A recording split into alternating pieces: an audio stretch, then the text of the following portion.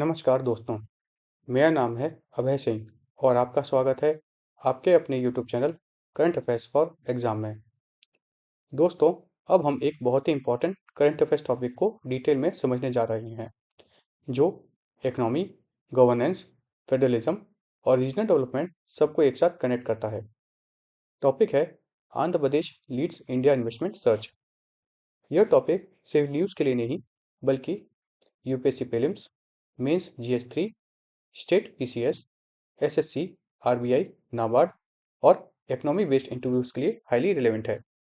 सबसे पहले यह समझना जरूरी है कि यह टॉपिक न्यूज़ में क्यों है और हमें आज इस कॉन्टेक्स्ट में क्यों पढ़ना चाहिए।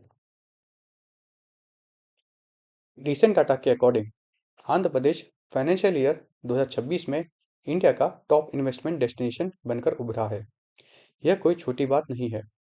फाइनेंशियल ईयर 2026 का फर्स्ट 9 मंथ में, यानी अप्रैल से लेकर दिसंबर के बीच, पूरे देश में जितने भी इन्वेस्टमेंट प्रपोजल आए, उसमें से 25.3% सिर्फ आंध्र प्रदेश के शेयर में गए हैं।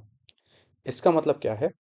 तो इसका मतलब यह है कि 4 रुपये के इन्वेस्टमेंट प्रपोजल में से 1 रुपया आंध्र प्रदेश को मिल रहा है। ये ट्रेंड सिर्फ एक स्ट्रक्चरल शिफ्ट शो करता है। जहां पहले इन्वेस्टमेंट वेस्टर्न इंडिया या मेट्रो सेंट्रिक हुआ करते थे, आज सदर्न और ईस्टर्न इंडिया नए ग्रोथ इंजन्स के रूप में उभर रहे हैं। इसलिए यह टॉपिक इंडिया के इंडस्ट्रियल जियोग्राफिक के बदलने का सिग्नल है। यह स्टेट लेवल गवर्नेंस रिफॉर्म का रियल इम्पैक्ट दिखाता है और यह कोऑपरेटिव फेडरलिज्म को प्रैक्टिकली डेमोन्स्ट्रेट करता है। अब सवाल आता है कि यह डाटा कहां से आया है। यह डाटा रिलीज किया गया है बैंक ऑफ बड़ौदा के द्वारा, जो एक मेजर पब्लिक सेक्टर बैंक है और रेगुलर बेसिस पर इकोनॉमिक रिसर्च रिपोर्ट पब्लिश करता है। बैंक ऑफ बड़ौदा की रिपोर्ट कहती है कि स्टेट वाइड इन्वेस्टमेंट ट्रेंड्स पर बेस्ड है। फाइनेंशियल ईयर के फाइनेंशियल ईयर 2026 के पहले 9 महीनों में यह बताती है कि टोटल इन्वेस्टमेंट अनाउंसमेंट जो भारत में हुए, वो 26.6 लाख करोड़ तक पहुंच गए। यहाँ एक इंपॉर्टेंट एग्जाम पॉइंट है। इन्वेस्टमेंट अनाउंसमेंट का मतलब प्रपोज्ड इन्वेस्टमेंट होता है, ना कि एक्चुअल कंप्लीटेड इन्वेस्टमेंट। प्रीलिम्स में यह टैप पूछा जा सकता है। और एक इंपॉर्टेंट पॉइंट और, ईयर ऑन ईयर बेसिस पर इन्वेस्टमेंट प्रपोजल में 11.5% की ग्रोथ रिकॉर्ड की गई। इसका मतलब यह है कि despite global uncertainty, geopolitical tension, interest rate cycle, India एक एट्रैक्टिव इन्वेस्टमेंट डेस्टिनेशन बना हुआ है। अब हम डिटेल्स में स्टेट वाइड रैंकिंग्स को समझने की कोशिश करते हैं, क्योंकि यहीं से एग्जाम क्वेश्चन निकलते हैं। पहले रैंक पे जैसा हम बात किए, आंध्र प्रदेश आता है, जिसने जो प्रपोजल अट्रैक्ट किए हैं इन्वेस्टमेंट के, वो उसका शेयर 25.3% है। दूसरे नंबर पर आता है उड़ीसा, जिसने 13.1% शेयर जो है अट्रैक्ट किया है टोटल इन्वेस्टमेंट का। और इसमें जो आता है मेनली माइनिंग, मेटल, एनर्जी और पोर्ट बेस्ड इंडस्ट्री का एक स्ट्रॉन्ग बेस बन के उभरा है। तीसरे नंबर पर आता है महाराष्ट्र, जिसका शेयर है 12.8%। टोटल 3 स्टेट मिलकर यह टोटल प्रपोज इन्वेस्टमेंट का 51.2% कवर कर लेते हैं। इसका मतलब आधे से ज़्यादा इन्वेस्टमेंट सिर्फ 3 स्टेट में कॉन्सेंट्रेट हो रहे हैं। इसके बाद बाकी स्टेट आते हैं, जैसे कि तेलंगाना, गुजरात, तमिलनाडु, राजस्थान, छत्तीसगढ़ और इंटरेस्टिंगली उत्तर प्रदेश और कर्नाटका।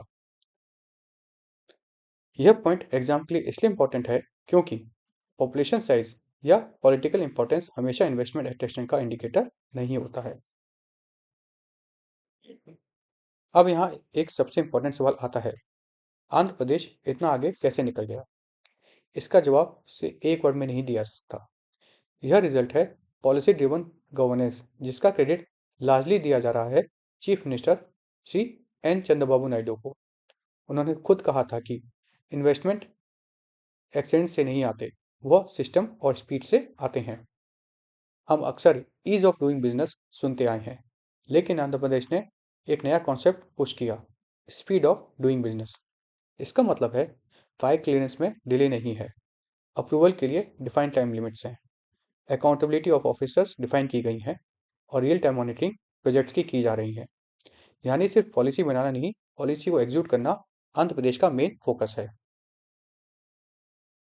आंध्र प्रदेश की सबसे इनोवेटिव रिफॉर्म है escrow based incentive disbursement mechanism. इसका सिंपल मतलब समझिए।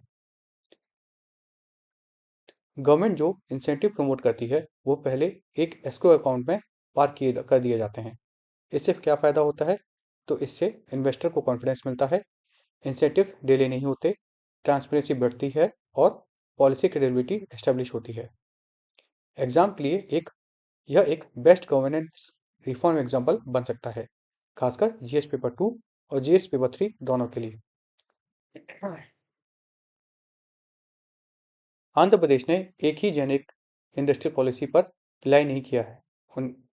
इंस्टेड उन्होंने सेक्टर स्पेसिफिक पॉलिसीज बनाई हैं, जैसे कि electronic policy, renewable energy policy, data centre policy और मैन्युफैक्चरिंग पॉलिसी।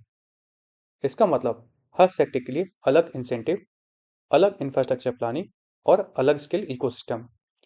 यह अप्रोच इन्वेस्टर्स के लिए ज़्यादा प्रेडिक्टेबल और एट्रैक्टिव बन जाता है। इन्वेस्टमेंट तभी आता है जब इंफ्रास्ट्रक्चर रेडी हो। आंध्र प्रदेश ने हाल ही फोकस किया है पोर्ट डेवलपमेंट पे, इंडस्ट्रियल कॉरिडोर्स पे, लॉजिस्टिक पार्क पे और डिजिटल इंफ्रास्ट्रक्चर पे। पोर्ट्स और लॉजिस्टिक का रोल स्पेशली इंपॉर्टेंट है क्योंकि एक्सपोर्ट ओरिएंटेड इंडस्ट्रीज को लो ट्रांजैक्शन कॉस्ट चाहिए होता है। इंडिया में कई बार प्रॉब्लम पॉलिसी की नहीं, एग्जीक्यूशन की होती है। आंध्र प्रदेश का यह मॉडल दिखाता है कि प्रपोजल को सिर्फ एमओयूज तक लिमिटेड नहीं रखना चाहिए, उनको कमिटमेंट और प्रोजेक्ट में कन्वर्ट करना चाहिए। इसलिए आंध्र प्रदेश का केस एक है, बेस्ट प्रैक्टिस एग्जाम्पल है किसका? कोऑपरेटिव और कॉम्पिटिटिव फेडरलिज्म का।